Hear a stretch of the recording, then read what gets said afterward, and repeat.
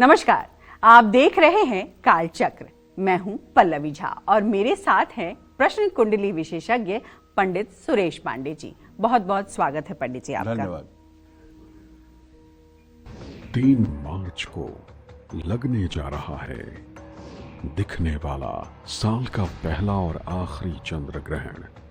किसको मिलेगा कष्ट, किसकी चमकेगी किस्मत। समय रहते ही हो जाएं सावधान और करें चंद्र ग्रहण के महाउपाय।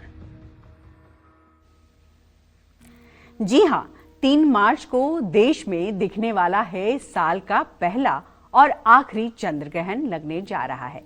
ये चंद्र ग्रहण किस समय लगने वाला है, चंद्र ग्रहण का सूतक काल कब लगेगा, ये ग्रहण देश, दुनिया और समाज के लिए शुभ रहेगा या अशुभ, ग्रहण का प्रभाव सभी 12 राशि वालों पर कैसा रहने वाला है, साथ ही ग्रहण काल के दौरान और ग्रहण के बाद आपको कौन सी बातों का खास ध्यान रखना है, ये तमाम जानकारी देंगे आज हमें प्रश्न कुंडली विशेषज्ञ पंडित सुरेश पांडे जी। तो कहीं मत जाइए और चंद्र ग्रहण पर देखिए कालचक्र की खास पेशकश। साल के पहले चंद्र ग्रहण की टाइमिंग क्या रहेगी, सूतक काल कब से लगेगा और ग्रहण के दौरान कौन सी सावधानियां बरतनी जरूरी है, आइए सबसे पहले ये जानते हैं पंडित जी। देखो, ग्रहण का मतलब है कि सूर्य और चंद्रमा जब राहु और केतु के द्वारा पीड़ित होते हैं तब ग्रहण की बात आती है। पौराणिक मान्यता यह है कि राहु और केतु, सूर्य और चंद्रमा के बीच में राहु बैठ करके अमृत पान किया था जी। और ये बात सूर्य देव को पता थी, चंद्रदेव को पता थी। इन दोनों के बीच में राहु बैठा था। इन लोगों ने भगवान श्री हरि विष्णु को इशारा कर दिया कि अरे ये राक्षस है, देवता की लाइन में बैठा हुआ है, और भगवान श्री हरि विष्णु ने अपने सुदर्शन से उसका गर्दन काट दिया।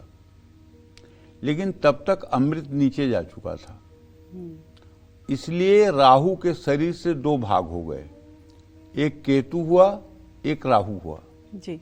राहु का ही 2 भाग है, राहु और केतु। तो अब ज्योतिष की भाषा में अगर कहूं तो जब जन्म कुंडली में चंद्रमा या सूर्य राहु या केतु के साथ हो जाते हैं और एक समान डिग्री पर हो जाते हैं अमावस्या या पूर्णिमा के दिन, तो ग्रहण लगता है जी। साल का पहला चंद्र ग्रहण 3 मार्च 2026 को लगने वाला है। ये चंद्र ग्रहण सिंह राशि और पूर्वा फाल्गुनी नक्षत्र पर लगेगा। वैसे ये चंद्र ग्रहण कुल 3 घंटे 25 मिनट का है। चंद्र ग्रहण 3 मार्च को दोपहर 3:21 से शाम 6:46 तक रहेगा। लेकिन चूंकि अपने देश में ये ग्रहण सिर्फ 20 मिनट 28 सेकंड के लिए दिखाई देगा, क्योंकि भारत में जब चंद्रमा उदय हो रहा होगा तब ग्रहण अपनी समाप्ति की ओर बढ़ रहा होगा। पूर्ण चंद्र ग्रहण का सूतक 3 मार्च को सुबह 6:21 से शुरू होगा। ग्रहण के दौरान सावधानियां और उपाय क्या करना है ये जान लीजिए। सूतक लगते ही मंदिर और धार्मिक स्थलों के कपाट बंद हो जाएंगे। सूतक काल और ग्रहण काल के दौरान मूर्ति स्पर्श बंद हो जाएगा, लेकिन आप बिना मूर्ति के पूजा पाठ खूब कर सकते हैं, मंत्र जप कर सकते हैं, पूजा पाठ कर सकते हैं। अगर आपका स्वास्थ्य ठीक है तो आपको 12 घंटे के सूतक में कुछ खाना पीना नहीं चाहिए। लेकिन यदि आप वृद्ध हैं, बालक हैं या रोगी हैं तो आप अपने खान पान को नियमतः जारी रखें। और चतुर गृहिणियों को चाहिए कि अपने घर में सूतक लगने से पहले चावल में, दाल में, आटे में, सब्जी की टोकरी में हर जगह एक एक तुलसी का पत्ता डाल दें, ताकि ग्रहण काल के बाद भी वो खाने योग्य रहे। ग्रहण के दौरान कोशिश करना चाहिए कि बाहर न निकलें और घर में रह करके मानसिक या बोल करके अपना जप करें। ग्रहण के दौरान किसी मंत्र या मानसिक पाठ का जाप किया जाता है।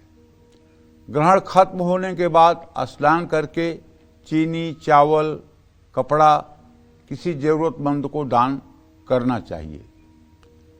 चंद्र ग्रहण का संबंध मन, भावना और मानसिक स्थिति से होता है, इसलिए ये ना सिर्फ खगोलीय दृष्टि से महत्वपूर्ण है बल्कि आध्यात्मिक दृष्टि से भी और मानसिक और ज्योतिषीय दृष्टि से भी इसका गहरा संबंध है, गहरा प्रभाव है और सब मनुष्यों के ऊपर गहरा प्रभाव पड़ने वाला है।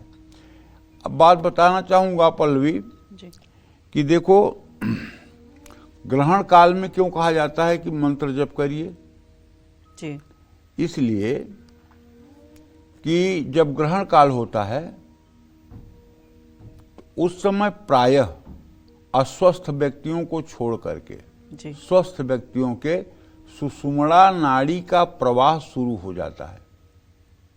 अब पूछोगी सुषुम्ना नाड़ी क्या है? जी। नाक में दो छेद है, जी। बाईं नाक को ईड़ा, दाहिनी नाक को पिंगला कहते हैं जी। और ये क्रमशः एक ही एक चलती हैं, दोनों एक साथ बहुत कम चलती हैं। बाईं नाक चलती है तो इसको ईड़ा या गंगा नाड़ी कहते हैं। दाहिनी नाक से जब सांस चलती है तो इसको पिंगला या जमुना नाड़ी कहते हैं।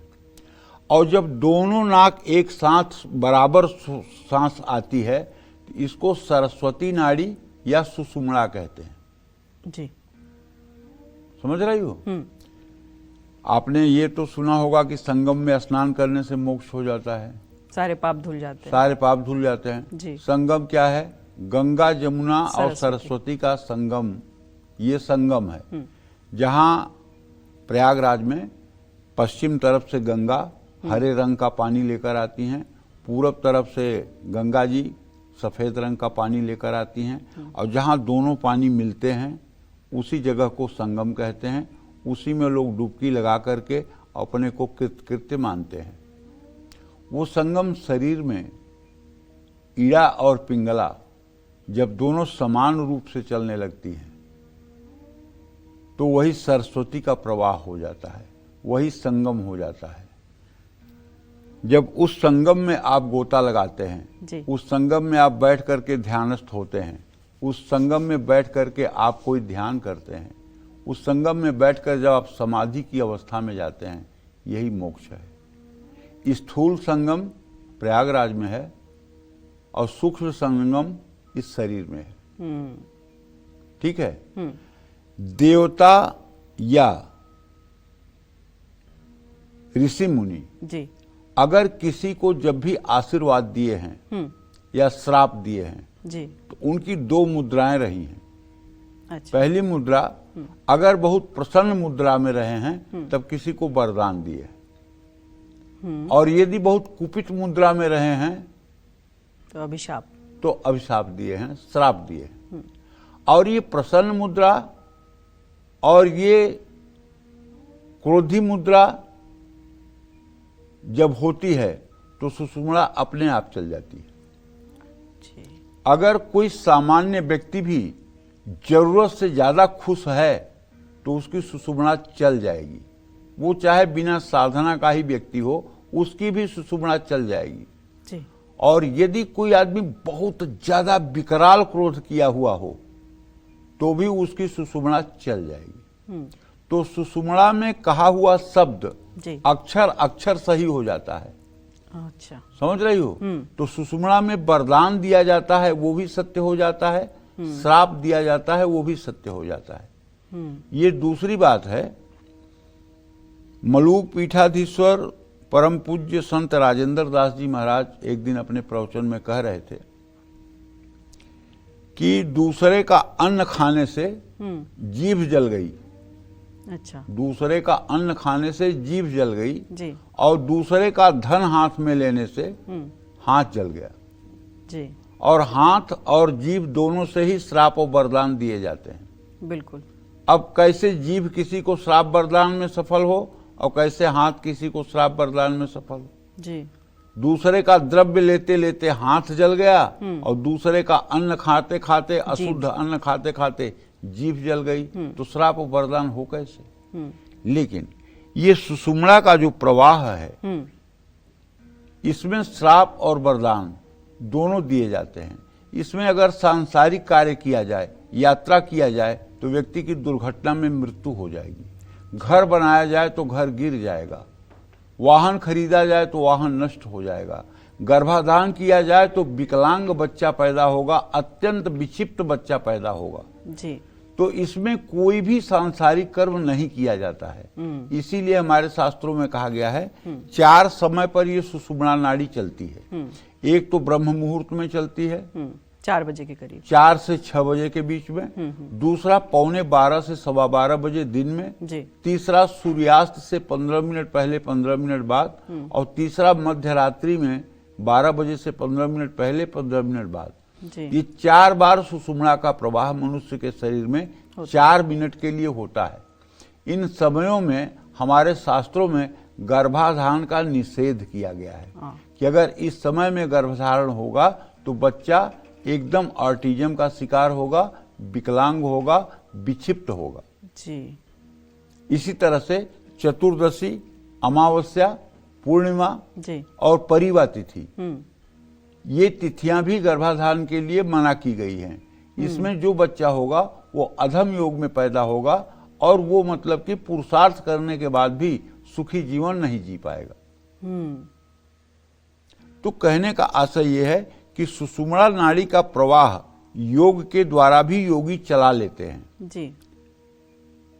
अब जैसे कोई व्यक्ति के बाईं नाक से सांस चल रही है, अगर वो ध्यान करके अपने बाईं नाक को, सांस को दाहिने नाक में ट्रांसफर करने की क्षमता रखता है तो वो योगी है, वो सिद्ध है। अच्छा। बाईं नाक से अगर सांस चल रही है और किसी ने ध्यान किया और आदेश किया कि दाहिना स्वर चले और दाहिना स्वर चलने लगे, वो सिद्ध महात्मा है। दाहिना चल रहा है, ध्यान किया कि अब बायां चले और बायां चलने लगे, वो सिद्ध महात्मा है। चाहे वो पैंट शर्ट में हो, लेकिन वो सिद्ध है। स्वर बदल लेना बिना प्रयास के, वैसे स्वर बदला जा सकता है। बाएं करवट सो जाइए, दाहिना चलने लगेगा, दाहिने करवट सो जाइए, बायां चलने लगेगा, 10 मिनट लगेगा। लेकिन नहीं, बिना करवट सोए ऐसे स्वस्थ बैठे रह करके और स्वर को बदल लेना, ये बहुत बड़ी उपलब्धि की बात है। तो चंद्र ग्रहण और सूर्य ग्रहण में सुषुम्ना नाड़ी का प्रवाह होता है और सुषुम्ना नाड़ी में जो भी मंत्र जप किया जाता है वो सिद्ध हो जाता है, क्योंकि वो समाधि अवस्था का मंत्र होता है। और जब वो सिद्ध हो जाता है तो उसका जीवन में लाभ मिलता है। तो इसलिए ग्रहण जो है हमारे लिए एक तरह से वरदान भी बन करके आता है, अगर हम इस समय का सही सदुपयोग कर लें। खास करके आज देखो पैसे का युग है, हाँ, और भारत में तो पैसा अभी दूसरे नंबर पर है। संत सेवा, भगवत सेवा, भगवान अभी 1 नंबर पर हैं। लेकिन विदेशों में कोई ऐसी कंट्री नहीं है जहां भगवान 1 नंबर पर हो, पैसा 2 नंबर पर है। जी। हर जगह पैसा 2 नंबर, 1 नंबर पर है। वहां केवल पैसे की बात होती है कि कौन कितना सक्सेस है, कौन कितना सफल है, और उसका मूल्यांकन पैसे से किया जाता है। तो कहने का आशय ये है कि देखिए, यहाँ मतलब कि जो है ईश्वर में लोगों की आज भी आसक्ति है, भले 100% न हो, लेकिन कुछ प्रतिशत ऐसा है जो लोग भगवान को मानने वाले हैं। जी। जो लोग अच्छाई और बुराई से बचने वाले हैं, जो लोग अच्छाई बुराई में भेद करने वाले हैं, भारत में अभी ऐसे लोगों की कमी नहीं है। तो अगर हम मतलब कि साधना में और समाधि में जा करके और भगवान को पाना चाहें तो इससे बड़ी बात क्या होगी। तो इसलिए ग्रहण काल का हमें सही सदुपयोग करना चाहिए। अब बात करते हैं राशियों की। और जी, अब राशियों की बात करेंगे और सबसे पहले शुरुआत करते हैं मेष राशि से। 3 मार्च को लगने वाला है चंद्र ग्रहण। मेष राशि वालों के लिए कैसा रहने वाला है ये काल, क्या ये ग्रहण इनके लिए शुभ होगा या अशुभ? साथ ही इन्हें ग्रहण काल में कौन सी सावधानी बरतनी चाहिए, आइए जानते हैं। देखिए, अब लोगों के मन में एक जिज्ञासा होगी कि जब ये ग्रहण लग ही रहा है तो हमारे लिए कैसा होगा, हमारे लिए कैसा होगा, ये सोचने की बात है ना। तो इसी जिज्ञासा को आपके समाधान करने के लिए मैं राशि वाइज आपको बताना चाहता हूँ। जैसे 3 मार्च को मेष राशि वालों के लिए 5वें भाव में चंद्र ग्रहण लगने वाला है।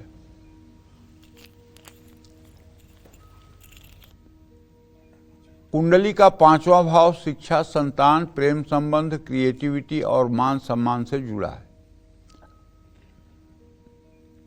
इस चंद्र ग्रहण के प्रभाव से वैवाहिक जीवन में अशांति आ सकती है। अहंकार बढ़ने से रिश्तों में कड़वाहट आ सकती है।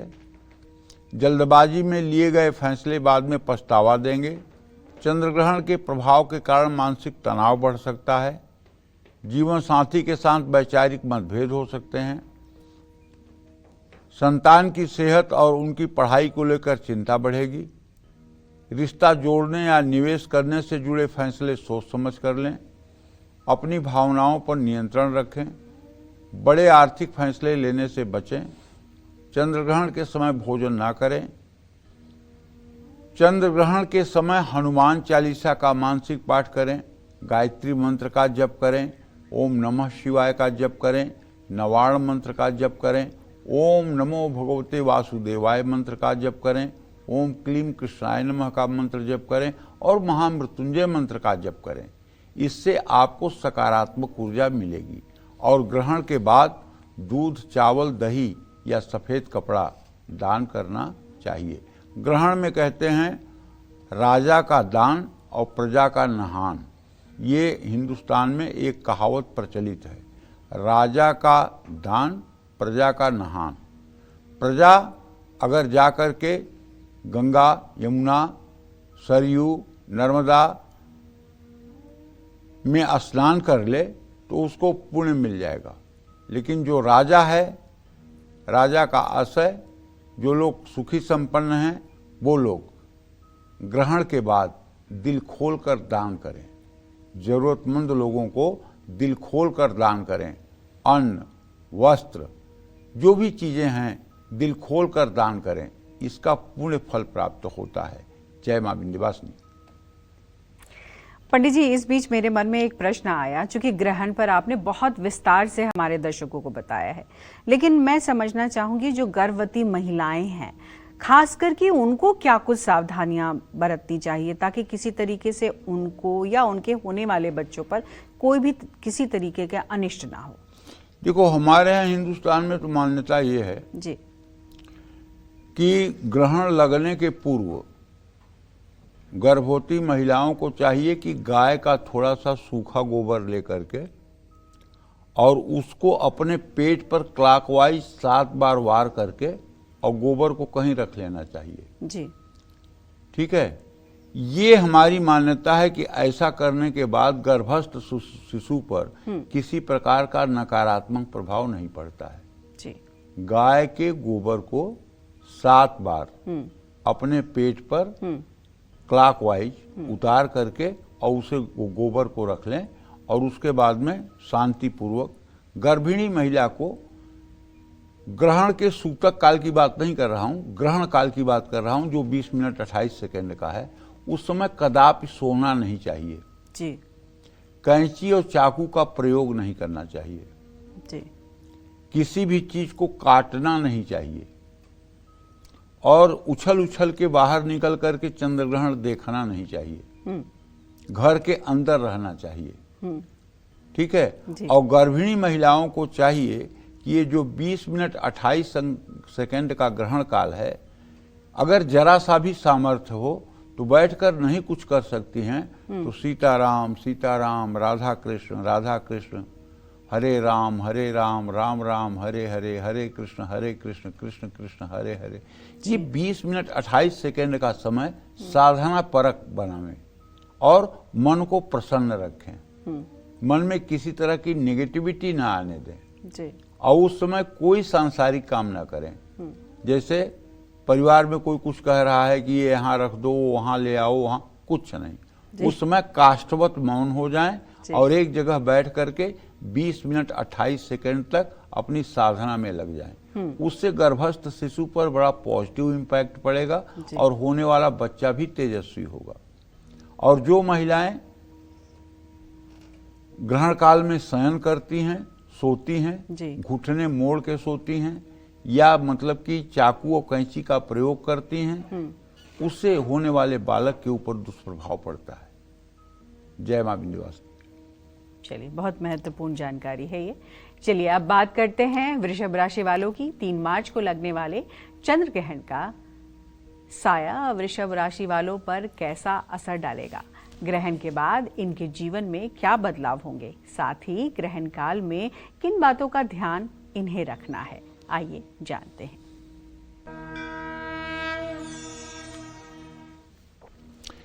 3 मार्च को लगने वाला चंद्र ग्रहण वृषभ राशि के जातकों के चौथे भाव पर लग रहा है। कुंडली का चौथा भाव माता, परिवार, संपत्ति, वाहन, मानसिक शांति, स्थिरता और सुख से जुड़ा हुआ है। चौथे भाव पर चंद्र ग्रहण लगने से परिवार का माहौल प्रभावित होगा। पुराने मुद्दे दोबारा सामने आकर के कलेश बढ़ा सकते हैं। मन में असंतोष या असुरक्षा की भावना बढ़ सकती है। मां से कुछ समय के लिए भावनात्मक दूरी महसूस कर सकते हैं। मां की सेहत भी आपको थोड़ा परेशान कर सकती है।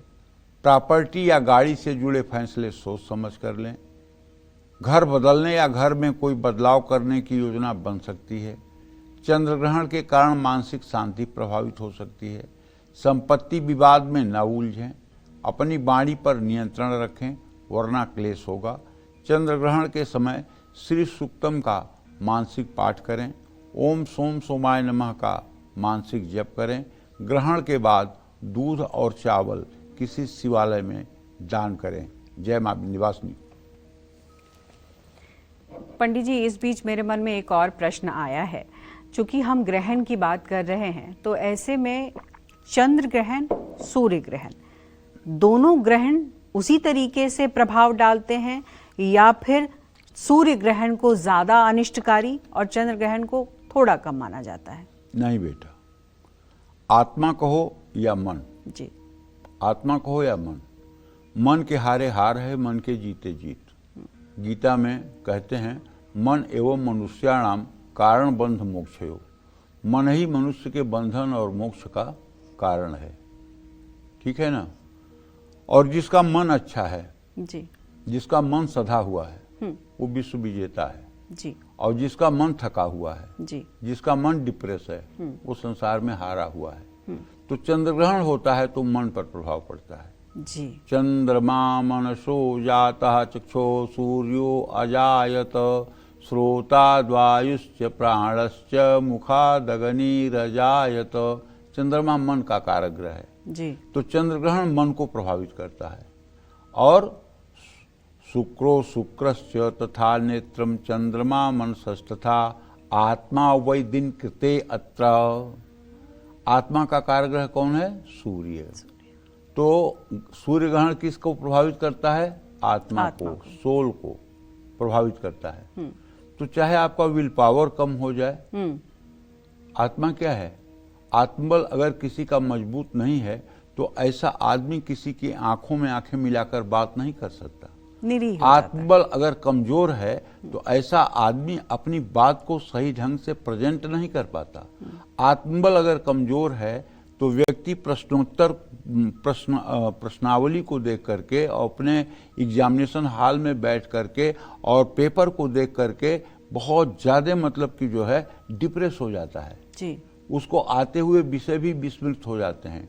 इंटरव्यू में जाने के बाद चेहरे पे हवाइयां उड़ने लगती हैं। आते हुए विषयों पर आदमी हकलाने लगता है, जवाब नहीं दे पाता है।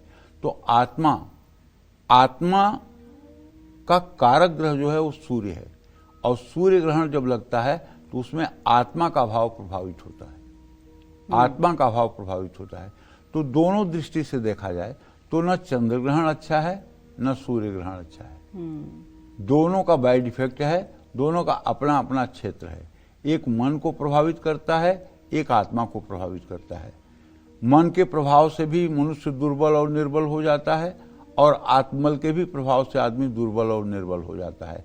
आत्मबल और मन जब दोनों अच्छा रहता है, सफलता की कहानी तभी लिखी जाती है। बिल्कुल ठीक बात है। चलिए अब बात करते हैं मिथुन राशि वालों की। 3 मार्च को लगने वाला चंद्र ग्रहण मिथुन राशि वालों को सुख देगा या दुख? क्या साल का आखिरी चंद्र ग्रहण इनके लिए खुशियां लेकर आ रहा है? आइए जानते हैं। 3 मार्च को लगने वाला ये जो चंद्र ग्रहण है, मिथुन राशि के जातकों के तृतीय भाव पर लगने वाला है। कुंडली में तीसरा भाव साहस, आत्मविश्वास, छोटे भाई बहन, कम्युनिकेशन, छोटी यात्राएं, मीडिया, लेखन और मार्केटिंग को दर्शाता है। तीसरे भाव पर चंद्र ग्रहण लगने से संवाद और निर्णय क्षमता प्रभावित होगी। गलत या अधूरी जानकारी हानिकारक हो सकती है। गलतफहमियां बढ़ सकती हैं। भाई बहन के साथ विचारों का मतभेद या टकराव हो सकता है। बातचीत करने में बहुत सावधानी बरतनी होगी। आपकी बातों का गलत मतलब निकाला जा सकता है। छोटी यात्राओं में बदलाव, रुकावटें या देरी होने की संभावना है। चंद्र ग्रहण के कारण व्यर्थ में बहस नहीं करना चाहिए। शब्दों का सही चयन करके ही किसी से बात करना चाहिए। दूसरों की बुराई करने से बचना चाहिए। महत्वपूर्ण दस्तावेज बहुत ध्यान से हस्ताक्षर करने चाहिए। चंद्र ग्रहण के समय अपने इष्ट देव का मानसिक स्मरण करें या मानसिक पूजा करें और अपने अभीष्ट मंत्र का यथासंभव जप करें। जय मां विंध्यवासिनी। चूंकि ग्रहण पे ही चर्चा कर रहे हैं पंडित जी, एक सवाल और है। हमने देखा है कि जब ग्रहण होता है उसके खत्म होने के बाद नमक की जो डिब्बियां होती हैं वो लोग फेंक देते हैं, ऐसा क्यों? फेंक भी देते हैं, नहीं भी फेंक देते हैं जी। नमक एक अल्पमूल्य चीज है, बहुत सस्ती चीज है, ठीक है। और नमक के बिना सारा भोजन, सारा मतलब कि रसोई जो है वो फीकी हो जाती है जी। तो नमक पर भी लोग ग्रहण का प्रभाव मान करके नमक को कुछ लोग फेंक देते हैं। लेकिन बहुत से ऐसे लोग हैं जी। और अधिकाधिक ऐसे भारत में लोग हैं जो नमक के डिब्बी में भी एक तुलसी का पत्ता डाल देते हैं और उस नमक का फिर यूज करते हैं और वो दूषित नहीं होता जी। तुलसी का पत्र जहां पड़ जाता है बेटा, भगवान श्री हरि विष्णु को, राम को, कृष्ण को चाहे आप अमृत का भोग लगा दीजिए, लेकिन जब तक तुलसी का पत्ता नहीं होगा तब तक वो संतुष्ट नहीं होंगे। इसी तरह से हनुमान जी को चाहे इतने बड़े बड़े लड्डू आप प्रसाद में चढ़ा दीजिए, लेकिन जब तक तुलसी का पत्ता नहीं होगा तब तक हनुमान जी प्रसन्न नहीं होंगे। तो राम, कृष्ण, श्री हरि, विष्णु अगर ये तुलसी के पत्ते से संतुष्ट होते हैं तो तुलसी का पत्ता तो मतलब कि इस कलयुग में साक्षात एक प्रकार से वरदान है जी। ये पत्ता जहां भी डाल दिया जाएगा वहां ग्रहण का कोई प्रभाव नहीं पड़ेगा। इसलिए अगर नमक के डिब्बी में भी तुलसी का पत्ता डाल दिया जाता है तो नमक फेंकने की नौबत नहीं है। हकीकत तो ये है कि ग्रहण काल में जैसे कुछ घरों में तो ऐसा होता है कि टंकी का पानी आता है जी। लेकिन कुछ घरों में जहां टंकी का पानी नहीं आता है, टाइम टाइम से पानी आता है, वहां लोग बाल्टी में और मतलब कि टब में पानी भर करके रखते हैं, स्टोर करते हैं, उससे अपना काम चलाते हैं। ठीक है। जहां अभी ओवर टैंक की व्यवस्था नहीं है, घर में नल नहीं है, टोटी नहीं है, जहां मैनुअल पानी यूज होता है, वहां बाल्टी का पानी, ड्रम का पानी, सारा पानी ग्रहण के बाद गिरा दिया जाता है और फिर से कुएं से या हैंडपंप से नया जल ला करके भरा जाता है और उसका उपयोग किया जाता है। क्योंकि उसके बारे में बचपन से ही मैं सुनता आ रहा हूं। जब मैं पंडित नहीं था और केवल बचपन में मम्मी पापा की बातों को, माता पिता की बातों को सुनता था, अरे ग्रहण का पानी हो गया है, ये अशुद्ध है, इसको नहीं पीना चाहिए, गिरा दो, अब दूसरा पानी लाओ। तो ऐसे होता था। ग्रहण का बना हुआ भोजन नहीं किया जाता था। जी। ग्रहण में मतलब कि ग्रहण के बाद भोजन बनाया जाता था। ग्रहण के पहले जो भोजन बना हुआ है वो मतलब कि एकदम त्याग हो जाता था। जैसे आपने पानी की बात की तो उसमें अगर गंगाजल डाल दे तो अब देखो, ये तो बात ठीक है, लेकिन चूंकि अभी तक मैंने पानी लोगों को गिराते ही देखा है जी। लेकिन सही बात, आजकल में कोई क्या गिराएगा। शहरों में जी। पानी की टंकियां हैं, हाँ, तो कोई पूरी टंकी थोड़ी खाली करेगा। बिल्कुल। तो इसलिए देश काल परिस्थिति के हिसाब से मान्यताएं भी बदल रही हैं। जी। तो कोई इतना बड़ा दोष नहीं है, ठीक है ना। बस ग्रहण काल के समय का सही सदुपयोग हो जाना चाहिए। जी। चलिए, अब बारी आती है कर्क राशि वालों की। 3 मार्च को लगने वाला चंद्र ग्रहण कर्क राशि वालों के लिए क्या कुछ लेकर आ रहा है? क्या ग्रहण के कारण इनका तनाव बढ़ेगा? क्या ग्रहण के कारण इनकी मुश्किलें बढ़ेंगी? आइए जानते हैं।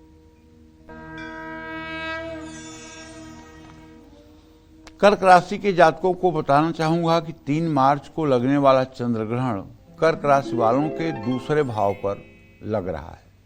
कुंडली में दूसरा भाव धन का, बचत का, वाणी का, परिवार का और खान पान का प्रतिनिधित्व करता है। 3 मार्च को लगने वाला चंद्र ग्रहण आपकी आर्थिक स्थिति को प्रभावित कर सकता है। अचानक खर्च बढ़ सकता है। आर्थिक मामलों में उतार चढ़ाव आ सकता है। कुछ समय के लिए बड़े निवेश टालना बेहतर होगा। आपकी वाणी में कड़वाहट बढ़ने से विवाद हो सकता है। परिवार में भी पुराने विवाद उठ सकते हैं। आँख, गला या पेट से जुड़ी समस्याएं हो सकती हैं। खान पान की अनियमितता से स्वास्थ्य प्रभावित हो सकता है। बिना सोचे समझे निवेश न करें। बोलने से पहले 2 बार सोचें। चंद्र ग्रहण के दिन कोई भी बड़ा आर्थिक फैसला न लें। चंद्र ग्रहण के समय भगवान शिव, राहु और चंद्रमा के मंत्रों का मानसिक जप करें। जय मां विंध्यवासिनी।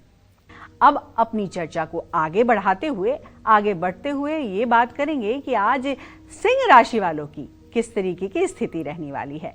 3 मार्च को लगने वाला चंद्र ग्रहण सिंह राशि वालों पर किस तरीके से रहेगा? ऐसे में इन राशि वालों पर इस ग्रहण का अच्छा प्रभाव पड़ेगा या बुरा? आइए जानते हैं। सिंह राशि पर पूर्वा फाल्गुनी नक्षत्र पर चंद्र ग्रहण लग रहा है, ये आपको भी पता है। जन्म कुंडली में लग्न यानी पहला भाव व्यक्तित्व, सेहत, आत्मविश्वास, प्रतिष्ठा और जीवन की दिशा को दर्शाता है। आपके लग्न में ग्रहण लगने से, आपके राशि में ग्रहण लगने से मानसिक और भावनात्मक उतार चढ़ाव का सामना करना पड़ेगा। आत्मविश्वास में कमी महसूस होगी। अचानक और बिना सोचे समझे आप बड़ा फैसला ले सकते हैं।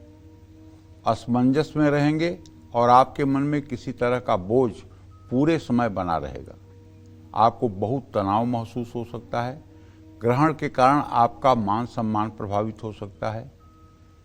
सेहत का आपको विशेष ध्यान रखना होगा, लेकिन जीवन में कुछ नए बदलाव भी हो सकते हैं। दूसरों से ज़्यादा उम्मीदें न रखें, वरना निराशा ही हाथ लगेगी। क्रोध में आकर कोई बड़ा फैसला न लें। घमंड न करें। किसी भी तरह के विवाद से बचें। अपने डॉक्टर खुद न बने और लापरवाही से बचें। चंद्र ग्रहण के समय आपको आदित्य हृदय स्त्रोत का पाठ जरूर करना चाहिए। मानसिक पाठ ग्रहण खत्म होने के बाद भी करना चाहिए। ग्रहण खत्म होते ही आप स्नान करिएगा और किसी शिवालय में जाइएगा। शिवलिंग की विधिवत पूजा करिएगा और शिवलिंग की पूजा करने के साथ साथ ध्यान रखिएगा कि शिवलिंग में प्रायः सब पूजा तो लोग करते हैं, लेकिन दीप जलाने में लोग कंजूसी कर देते हैं। आप शिवलिंग में चाहे दिन हो या रात हो, एक दीपक जरूर जलाइएगा। अगर शिवलिंग में आपने दीपक जला दिया शिव मंदिर में, तो आप मान के चलिए कि इस ग्रह का जो ये ग्रहण है, इसका जो बुरा फल आपके जीवन पर होने वाला है, ये सारी बुराई जो है वो समन हो जाएगी और आपका जीवन सुखमय व्यतीत होगा। लेकिन आपको ग्रहण समाप्त होने के बाद 6:48 पर यह ग्रहण समाप्त होगा और उस समय ग्रहण समाप्त होने के बाद अगर आप सीधे स्नान करके और मंदिर का रुख करते हैं और वहां जाकर के पूजा पाठ की प्रक्रिया शुरू करते हैं, जिससे आपको जरूर लाभ मिलेगा। जय मां विंध्यवासिनी। चलिए अब बात करते हैं कन्या राशि वालों की। आने वाले 3 मार्च को लगने वाला चंद्र ग्रहण कन्या राशि वालों को सुख देगा या दुख? क्या ये चंद्र ग्रहण इनके लिए खुशियां लेकर आ रहा है? आइए जानते हैं।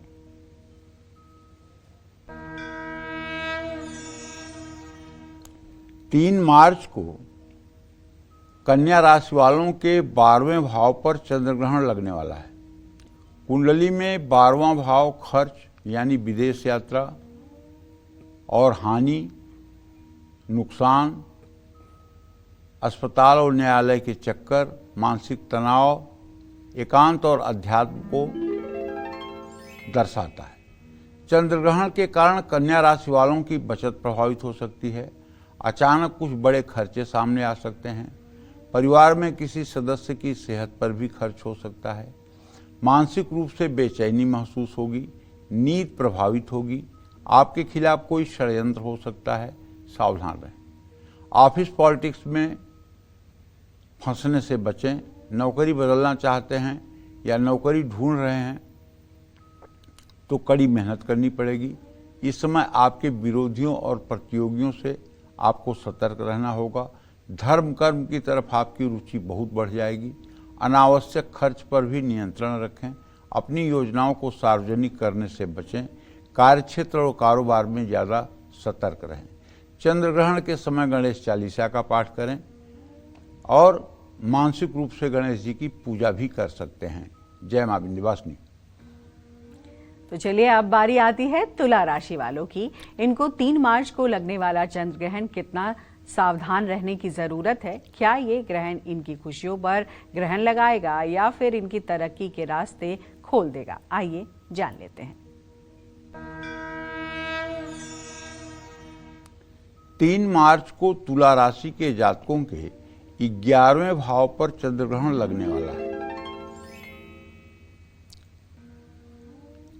ऐसे में तुला राशि के जो जातक हैं उनके एकादश भाव में ये जो चंद्र ग्रहण लग रहा है, तो एकादश भाव जो है वो आमदनी का भाव है, लाभ का भाव है, बड़े भाई का भाव है और जीवन में टारगेट का भाव है, नेटवर्किंग और मान सम्मान का भी ये भाव है।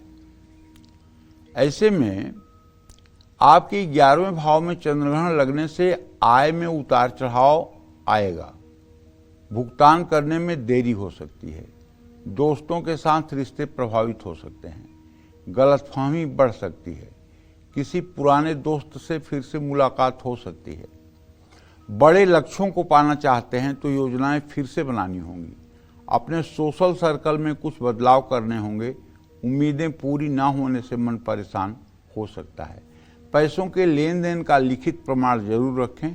किसी के साथ विवाद में ना पड़ें। चंद्र ग्रहण पर दुर्गा सप्तशती का हो सके तो मानसिक पाठ करें और नहीं कुछ कर सकते हैं तो केवल दुर्गा सप्तशती के कवच का 3 बार पाठ कर लें। इससे भी आपको बुलेट प्रूफ जैसी ताकत मिलेगी, एक कवच जैसी ताकत मिलेगी जो आपके पूरे बाह्य और आंतरिक अंगों की सुरक्षा प्रदान करेगी और आप जीवन में एक खुशहाल जीवन की तरफ आगे बढ़ेंगे। जय मां विंध्यवासिनी। पंडित जी, आपने बहुत विस्तार से चीजें बताई हैं और तमाम राशियों को भी आपने बहुत अच्छे से समझा दिया है। लेकिन जैसे आजकल भाग दौड़ की जिंदगी है, ऐसे में मानसिक तनाव तो सभी के पास होता है, किसी के पास ज्यादा, किसी के पास कम। लेकिन जिनके पास बहुत अत्यधिक मानसिक तनाव है, तो इस ग्रहण काल में कौन सा ऐसा मंत्र है जो उनके मन को, आत्मा को शांत कर सके? आपने कई मंत्र बताए हैं वैसे, लेकिन कुछ एक ऐसे मंत्र जो सब कर सके। देखो पल्लवी, मैं तुम्हें बताता हूँ। तुमने प्रश्न पूछा है मानसिक अशांति का। जी। मन का स्वभाव ही है अशांत रहना। जी। ये विषयोन्मुख है। ये हर समय विषय की तरफ भागता है। कभी जैसे पानी गिरा दो तो नीचे की तरफ जाएगा, ऊपर की तरफ नहीं जाएगा। पानी को अगर ऊपर टंकी में चढ़ाना है तो आपको एक टुल्लू पंप लगाना पड़ेगा, तब पानी आपके टंकी में जाएगा। जी। उसी तरह से मन को अगर ऊर्ध्वगामी बनाना है, मन को अगर अपने अनुकूल बनाना है, तो उसके लिए साधना की जरूरत है। जी। और अर्जुन तो यहां तक गीता के 6वें अध्याय में भगवान कृष्ण से कहते हैं, जब भगवान कृष्ण कहते हैं कि मय्ये वो मन आधस्थम, मतलब मन को अपने बस में करो, तब अर्जुन कहते हैं अरे प्रभु, मन वायु के समान वेग वाला है, इसको रोकना दुष्कर ही नहीं, असंभव है। मन वायु के समान है, कैसे रोका जाए? तो भगवान कहते हैं हाँ, मन है दुष्कर रोकना, लेकिन अभ्यास के द्वारा इसको रोका जा सकता है जी। अभ्यास के द्वारा मन को परिमार्जित किया जा सकता है जी। इसको सत्कार्य में लगाया जा सकता है। तो उसके लिए भगवान ने 2 विधि बताई है गीता में। पहली विधि तो ये बताई है कि स्वस्थासन, सुखासन, पद्मासन में बैठकर मेरुदंड को सीधा रख करके और ग्रीवा को सीधा रख करके नासिका के अग्रभाग पर दोनों आंखों से दृष्टि जमा करके अगर आप 10-5 मिनट बैठने का अभ्यास करें तो इससे मानसिक अशांति आपकी समाप्त हो जाएगी जी। और दूसरी बात उन्होंने बताया है कि अपने भ्रू मध्य पर, भ्रिकुटी पर अगर दोनों आंखों को ले जाकर के और आप दृष्टि करें तो मतलब कि उससे भी मानसिक शांति मिलती है। लेकिन चूंकि आपने कहा कि कौन सा मंत्र जप करें कि उससे मानसिक शांति मिले, तो वो बताता हूं जी। वो ये है कि आप 2 बार, सभी दर्शक सुने ध्यान से, बहुत बड़ी बात कह रहा हूं और बहुत छोटे में कह रहा हूं। इससे बड़ी बात कुछ संसार में होगी नहीं और न इससे बड़ी कोई बात मेरे पास है आपको बताने के लिए। आप मेरी ये बात मान करके केवल 10 मिनट मान लीजिए, मेरी ये बात 10 मिनट के लिए मान लीजिए। अगर पूरी जिंदगी का रेखा जोखा न बदल जाए आपका तो कहिएगा कितने मिनट के लिए मानना है? 10 मिनट के लिए। अगर और मान सकते हो तो 12 मिनट मान लेना, आधी घड़ी। क्या करना है? स्वस्थ आसन में ग्रहण के समय बैठ जाइए और बाईं नाक से देखिए सांस चल रही है कि दाहिनी नाक से। ऐसे हाथ करके सांस को तेजी से छोड़िए। अगर बाईं नाक से निकल रही है या दाहिनी नाक से सांस निकल रही है आपको पता चल जाएगा। दोनों नाक से निकल रही है वो भी आपको पता चल जाएगा।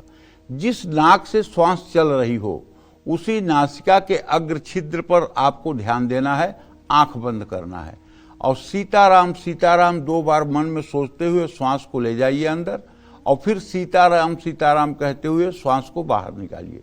2 बार सीताराम सीताराम कहते हुए श्वास को अंदर ले जाइए, फिर 2 बार सीताराम सीताराम कहते हुए श्वास को बाहर निकालिए। 12 मिनट तक ये अभ्यास आप कर लीजिए। आपका पैर जमीन पे नहीं पड़ेगा, इतनी खुशी आपको मिलेगी। शायद जीवन में आपको त्रिभुवन की राजलक्ष्मी मिलने पर भी वो आनंद नहीं आएगा जो आनंद इन 12 मिनटों में आपको आएगा। बशर्ते 12 मिनट इसे श्रद्धा और विश्वास के साथ करने का प्रयास करें, क्योंकि देखिए बिना श्रद्धा विश्वास के तो कुछ होगा नहीं। भगवान कृष्ण सामने खड़े थे और दुर्योधन बदतमीजियां कर रहा था, कह रहा था ग्वाले को बांध लो। उसे भगवान नहीं दिखाई दे रहे थे, उसे भगवान कृष्ण में ग्वाला दिखाई दे रहा था। शिशुपाल भगवान की अग्र पूजा हुई तो गालियां दे रहा था, उसे भगवान नहीं दिखाई दे रहे थे। तो कहने का मतलब हमारी दृष्टि जैसी होती है वैसी सृष्टि बनती है। बिना श्रद्धा विश्वास के तो कुछ नहीं हो सकता। भवानी शंकरऊ बदले श्रद्धा विश्वास रूपिणऊ। माँ पार्वती श्रद्धा हैं और भगवान शिव विश्वास हैं। और जिसके भी शरीर में श्रद्धा और विश्वास नहीं है, मैं जिंदगी भर ऐसा आदमी केवल नकारात्मक बोलता, नकारात्मक सोचता और दुखों में ही मर जाएगा। और जिसके अंदर भी आस्था है, विश्वास है, श्रद्धा है, समर्पण है, चाहे जितना भी बुरा समय आए उसका बुरा समय कट जाएगा और अच्छे समय की शुरुआत हो जाएगी। तो मैं आपसे रिक्वेस्ट करता हूं कि आप ग्रहण काल में केवल अपने श्वासों पर 2 बार सीताराम सीताराम अंदर ले जाइए, 2 बार सीताराम सीताराम बाहर ले आइए। 1 सेकंड के लिए अगर आपका मन भटक जाए तो आप बताइएगा, क्योंकि जैसे शरीर को चलने के लिए पैर की आवश्यकता होती है उसी तरह से मन को चलने के लिए प्राणवायु की आवश्यकता होती है। ये बिना श्वास के नहीं चलता है। और आप यहाँ बैठे हुए हैं, ये निकल के कलकत्ता पहुंच जाएगा, बुद्धि ठगी की ठगी रह जाएगी। बुद्धि देख रही है कि मन तो कलकत्ता पहुंच गया है, लेकिन बुद्धि ठगी की ठगी रह जाएगी। और ये शरीर में 9 दरवाजा है और 9 दरवाजों में किसी दरवाजे से निकल लेता है। ये इतना बंदर एक नंबर का है। दोनों आंखों से निकल लेता है, दोनों कानों से निकल लेता है, मुंह से निकल लेता है, दोनों नासिका के छिद्रों से निकल लेता है, मलमूत्र के स्थान से निकल लेता है। इसके निकलने पर कोई रोक नहीं है। और बुद्धि बेचारी ठगी सी देखती रहती है, अरे ये तो कलकत्ता चला गया, ये तो बंबई चला गया, ये तो दुश्मन के पास चला गया, ये तो मित्र के साथ चला गया। बुद्धि ठगी की ठगी रह जाती है। उसमें बुद्धि को ठगी नहीं रहना चाहिए, बल्कि इसका झोंटा पकड़ करके इसे घसीट करके ले आना चाहिए। ऐ निर्लज्ज, तू कहाँ जा रहा है? चल इधर, लग जा राम की सेवा में। अगर ऐसा बार बार करना आप शुरू करें और मन को अपना आप दुश्मन मान लें और इससे सावधान रहें, ना तेरे कहने में मैं ना करूं, तुम ये कह रहे हो अरे अशुभ है, नहीं करूंगा। अगर आप ये भाव बना लें, कुछ दिनों के अंदर ये शरणागत हो जाएगा, सरेंडर हो जाएगा। और इसके जो 6 बेटे हैं, काम, क्रोध, मोह, लोभ, मद, मत्सर, इसके 6 बेटे ये बड़े खतरनाक हैं। ये पूरे शरीर को हाईजैक करके रखे हुए हैं। जब ये आपके बस में होगा तो इसके 6 बेटे इसको छोड़कर चले जाएंगे। आपके शरीर से काम, क्रोध, मोह, लोभ, मद, मत्सर, जब 6 चीजें समाप्त हो जाएंगी, तब गीता का एक श्लोक चरितार्थ होगा। भगवान गीता में श्री कृष्ण कहते हैं, इंद्रियाणाम मनश्चास्मि, इंद्रियों में मैं मन हूं। कौन सा मन? जो काम, क्रोध, मोह, लोभ, मद, मत्सर से रहित है। काम, क्रोध, मोह से ग्रसित मन में भगवान नहीं है। जब उससे रहित मन होगा तब उसमें कृष्ण है। इंद्रियाणाम मनश्चास्मि, 84 विभूतियों को बताते हुए ये बात बताते हैं। तो आप भी अगर सीताराम नाम जप करेंगे तो ये ग्रहण काल में किया हुआ सीताराम नाम जप या राधा कृष्ण कर लीजिए या शिव शिव कर लीजिए। मैं मजबूर नहीं कर रहा हूं कि यही नाम करिए, लेकिन 2 बार श्वास पर खींचते हुए श्वास और 2 बार श्वास को छोड़ते हुए करिए 10-15 मिनट। देखिए जीवन दिव्य हो जाएगा। और चाहे जो राशि हो आपका, जो नक्षत्र हो आपका, दुर्भाग्य आपके ऊपर कभी अपना परछाई डाल नहीं पाएगी। ये मेरी मान्यता है। जय मां विंध्यवासिनी। चलिए, वृश्चिक राशि वालों पर चंद्र ग्रहण का क्या असर होगा? ये ग्रहण इनके करियर, नेचर और फ्यूचर पर कितना प्रभाव डालेगा, आइए जान लेते हैं। 3 मार्च को वृश्चिक राशि वालों के 10वें भाव पर चंद्र ग्रहण लगने वाला है। कुंडली का 10वां भाव नौकरी, कारोबार, पद प्रतिष्ठा, सरकारी कामकाज, जीवन की दिशा और पिता भाव का प्रतिनिधित्व करता है। आपके 10वें भाव में चंद्र ग्रहण लगने से करियर में अचानक बदलाव आ सकता है। अगर आपकी छोटी उम्र है तो आपके पिता को संकट आ सकता है। आपको नई जिम्मेदारी, अगर आप नौकरी कर रहे हैं तो आपको नई रिस्पॉन्सिबिलिटी मिल सकती है। बॉस या सीनियर से मतभेद हो सकता है। बार बार मन में नौकरी बदलने की बड़ी चेष्टा आप करेंगे। कार्यक्षेत्र में आपकी तरफ लोगों का नज़रिया बदल सकता है। मेहनत का फल देर से मिलेगा। आपको अपने अधिकार के लिए किसी से उलझना भी पड़ सकता है। इस समय ऑफिस पॉलिटिक्स से बचें। क्रोध में आकर या जल्दबाजी में ना ही नौकरी छोड़ें और ना ही नौकरी बदलें। चंद्र ग्रहण के समय सुंदरकांड या हनुमान चालीसा का मानसिक पाठ करें। चंद्रमा के मंत्रों का भी मानसिक जाप कर सकते हैं। जय मां विंध्यवासिनी। चलिए बात करते हैं अब धनु राशि वालों की। मार्च को लगने वाला चंद्र ग्रहण धनु राशि वालों के लिए शुभ है या अशुभ? क्या ग्रहण के बाद इनके करियर में उछाल आएगा या परेशानियां बढ़ेंगी? आइए जानते हैं। धनु राशि के जातकों को बताना चाहूंगा कि 3 मार्च को धनु राशि वालों के 9वें भाव पर चंद्र ग्रहण लगने वाला है। कुंडली का 9वां भाव भाग्य, धर्म, अध्यात्म, गुरु, उच्च शिक्षा, लंबी यात्रा और कानूनी मामलों से जोड़ता है। आपके 9वें भाव में ग्रहण लगने से आपको भाग्य का साथ थोड़ा कम मिलेगा।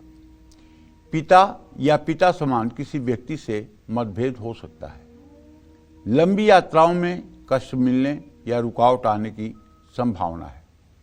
उच्च शिक्षा से जुड़े फैसले लेने में दिक्कत हो सकती है। आप असमंजस में रहेंगे, लेकिन आपका झुकाव अध्यात्म की ओर बढ़ेगा।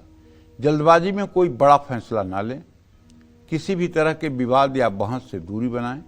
चंद्र ग्रहण के समय आपको विष्णु सहस्त्रनामावली का मानसिक पाठ करना चाहिए, इससे आपको लाभ मिलेगा। जय मां विंध्यवासिनी। अब बात करते हैं मकर राशि वालों की। आने वाली 3 तारीख को लगने वाला चंद्र ग्रहण मकर राशि वालों के लिए कैसा रहने वाला है? क्या ग्रहण के बाद इनकी आर्थिक तंगी रहेगी या चली जाएगी? आइए जानते हैं।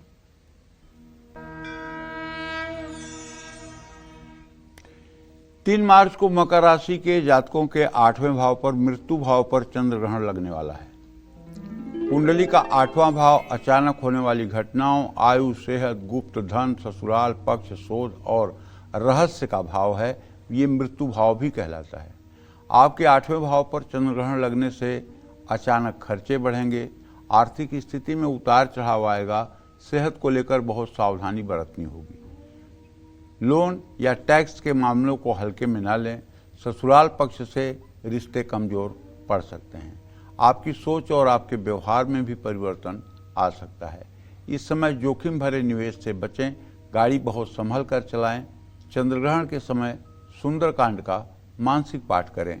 जय मां विंध्यवासिनी। पंडित जी, एक और प्रश्न है। चूंकि ग्रहण की हम चर्चा कर रहे हैं, ऐसे में बहुत सारी ऐसी भी बातें कही जाती हैं कि उस वक्त झाड़ू का इस्तेमाल नहीं करते, घर को झाड़ू से नहीं बहारते हैं या छूते नहीं हैं। साथ ही साथ इस दौरान जो है वॉशरूम का भी इस्तेमाल नहीं करते। मतलब अगर आपको अर्जेंटली जाना है तो आप उसको थोड़ी देर रोकें।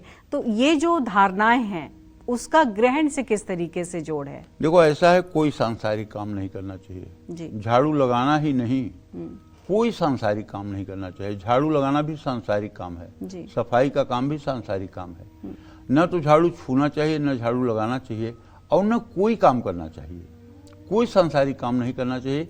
सिर्फ एक काम करना चाहिए, पूजा पाठ, उपासना, मंत्र जप, और वो भी मूर्तियों को छूकर नहीं, अकेले में बैठ करके, और मन में जो कुछ करना है मन से किया जाना चाहिए। और हाँ, मल मूत्र के वेग को उस समय रोकना चाहिए। जितने समय तक ग्रहण काल है उतने समय तक मल मूत्र का त्याग नहीं करना चाहिए। इसके पीछे एक बड़ा लॉजिक है, तुम्हें बताऊं जी। कि जब मल मूत्र का आदमी त्याग करता है तो उस समय 9 द्वार उसके खुल जाते हैं, और उस समय पैरालिसिस, उसमें हार्ट अटैक होने की संभावनाएं बढ़ जाती है। इसीलिए आपने पल्लवी देखा होगा, बिहार में तो आपने देखा होगा कि लोग जब लघु शंका करने जाते हैं तो कान पे, दाहिने कान पे जनेऊ चढ़ाते हैं। शौच जाते हैं तो दाहिने कान पे जनेऊ चढ़ाते हैं। जनेऊ चढ़ाने का क्या मतलब है? दाहिने कान की नसों को बांध देते हैं, और दाहिने कान की नसें जब बंधी होती हैं तो हार्ट अटैक जैसी बीमारी और पैरालिसिस जैसी बीमारी अटैक नहीं करती है। और आपने ये भी देखा होगा कि लोग शौच जाते समय अपने सर पे पगड़ी बांध लेते हैं। तो इसके पीछे भी यही कारण है कि 2 दरवाजे बंद हो जाते हैं, कान के दोनों दरवाजे शौच के समय बंद रहते हैं। उससे पैरालिसिस, हार्ट अटैक जैसी दुर्घटनाएं नहीं होती हैं। और नहीं तो प्रायः कई बार आप सुनते होंगे कि अमुक व्यक्ति जो है बाथरूम में हार्ट अटैक हो गया, अमुक व्यक्ति का बाथरूम में हार्ट अटैक हो गया। ये बातें सुनने को मिलती हैं। तो जैसे मल मूत्र का वेग जो है सूर्य ग्रहण, चंद्र ग्रहण के समय रोकना चाहिए। हाँ, सूतक में आप जा सकते हैं, लेकिन सूतक के बाद जब ग्रहण जिस समय शुरू हो रहा है और जब तक है तब तक आपको रोकना चाहिए। जय मां विंध्यवासिनी। चलिए, अब बारी आती है कुंभ राशि वालों की। मार्च को लगने वाला चंद्र ग्रहण कुंभ राशि वालों के लिए क्या कुछ लेकर आ रहा है? क्या ग्रहण में इनका तनाव बढ़ेगा? क्या ग्रहण के कारण इनकी मुश्किलें बढ़ेंगी? आइए जानते हैं। 3 मार्च को कुंभ राशि के 7वें भाव पर चंद्र ग्रहण लगने वाला है। कुंडली का 7वां भाव जीवन साथी का भाव होता है। कारोबारी, साझेदारी और समाज में आपके रिश्ते समझौते को दिखाता है। आपके 7वें भाव पर चंद्र ग्रहण का प्रभाव होने से वैवाहिक जीवन में उतार चढ़ाव आने की संभावना है। जीवन साथी की सेहत कमजोर रहेगी या उनके व्यवहार में मामूली परिवर्तन आ सकता है। साझेदारों के साथ मतभेद होने की संभावना है। कुछ रिश्तों की सच्चाई सामने आ सकती है। कोई रिश्ता तय करके डील करने या साझेदारी से जुड़े फैसले बहुत सोच समझ कर लेना चाहिए। जल्दबाजी में कोई बड़ा फैसला नहीं लेना चाहिए। बातचीत में पारदर्शिता रखनी चाहिए। चंद्र ग्रहण के समय कृष्ण चालीसा का पाठ कर लेना चाहिए। जय मां विंध्यवासिनी।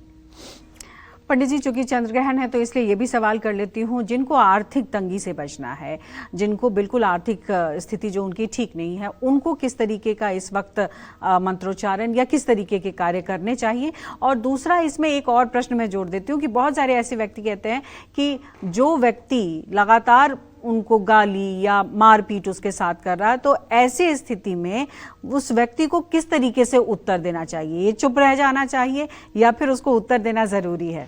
देखो, ऐसा है, पहली बात तो ये कि जिन लोगों की आर्थिक स्थिति ठीक नहीं, उन सबको कह रहा हूँ कि आप, महिलाओं को विशेष रूप से कह रहा हूँ, क्योंकि आप लक्ष्मी स्वरूपा हैं। और हे देवी, ये मत सोचिएगा कि मैं आपके ऊपर ही बोझ लादता हूँ, क्योंकि आप ही इस देश की कर्णधार हैं।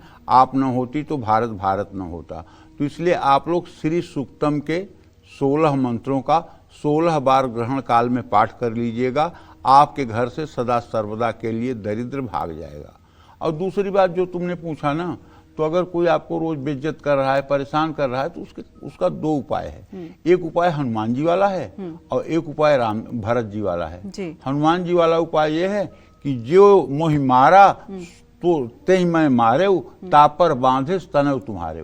मतलब जिसने मुझको मारा मैंने उसको मारा, और इस पर तुम्हारे मतलब कि बेटे ने मुझे बांध भी लिया। यह हनुमान जी कहते हैं। जिसने हनुमान जी को मारा उसको हनुमान जी ने मारा। ठीक है, तो कहने का मतलब कि जो आपके साथ बदतमीजी कर रहा है, उसके साथ आप दुगनी बदतमीजी करके उसका जवाब दे दीजिए। ये हनुमान जी वाला उपाय है। और दूसरा उपाय भरत जी वाला है। जेहि विधि प्रभु प्रसन्न मन होई, करुणा सागर कीजे सोई। हाँ, भगवान की शरण में जाइए राम के, और उन्हें तुलसी का पत्ता चढ़ाइए और हाथ जोड़िए, कहिए जेहि विधि प्रभु प्रसन्न मन होई, करुणा सागर कीजे सोई। हमारा वेग तो नहीं है कि मैं हनुमान जी की तरह जवाब दे सकूं, तो आप देख लीजिए मेरे साथ जो अन्याय हो रहा है। तो ये 24 पत्ते तुलसी के चढ़ा दीजिए और राम जी देख लेंगे। मतलब वस्तु स्थिति के अनुसार कार्य करें। चलिए, अब बात करते हैं मीन राशि वालों की। मार्च को लगने वाला चंद्र ग्रहण मीन राशि वालों को सुख देगा या दुख? क्या साल का आखिरी चंद्र ग्रहण इनके लिए खुशियां लेकर आ रहा है? आइए जानते हैं। 3 मार्च को मीन राशि वालों के 6ठे भाव पर चंद्र ग्रहण लगने वाला है। कुंडली का 6ठा भाव रोग, सेहत, कर्ज, शत्रु, प्रतिस्पर्धा, नौकरी, कानूनी विवाद और मामा का कारक है। चंद्र ग्रहण के प्रभाव के कारण आपके विरोधी सक्रिय हो सकते हैं। विरोधी आपके काम बिगाड़ने की भरपूर कोशिश करेंगे। ऑनलाइन फ्रॉड से भी सावधान रहना चाहिए। लेन देन में सतर्क रहें। आप पर आर्थिक दबाव बढ़ सकता है। ऑफिस पॉलिटिक्स से आपको बचकर रहना होगा। सेहत को लेकर भी आपको सावधान रहना होगा। गलत संगत के कारण आपके पैसे खर्च हो सकते हैं। नियमित अपनी जांच करवाएं। सेहत खराब है तो डॉक्टर से सलाह लें। कर्ज लेने से पहले 2 बार सोचें। चंद्र ग्रहण के समय किसी भी ग्रंथ या किसी भी धार्मिक पुस्तक का मानसिक रूप से पाठ करें और उसे अपने अंतःकरण में समझने की कोशिश करें। जय मां विंध्यवासिनी। पंडित जी, बहुत बहुत धन्यवाद आपका। आपने इतनी सारी महत्वपूर्ण जानकारियां आज हमारे दर्शकों को दी। जाहिर तौर पर उनको बहुत लाभ होगा। उम्मीद करते हैं आपको आज का हमारा विषय बहुत पसंद आया होगा। कल फिर एक नए विषय और आपकी परेशानियों को दूर करने के लिए ढेरों उपाय लेकर आएंगे हम पंडित सुरेश पांडित जी के साथ। तब तक कालचक्र की पूरी टीम को दीजिए इजाजत। नमस्कार।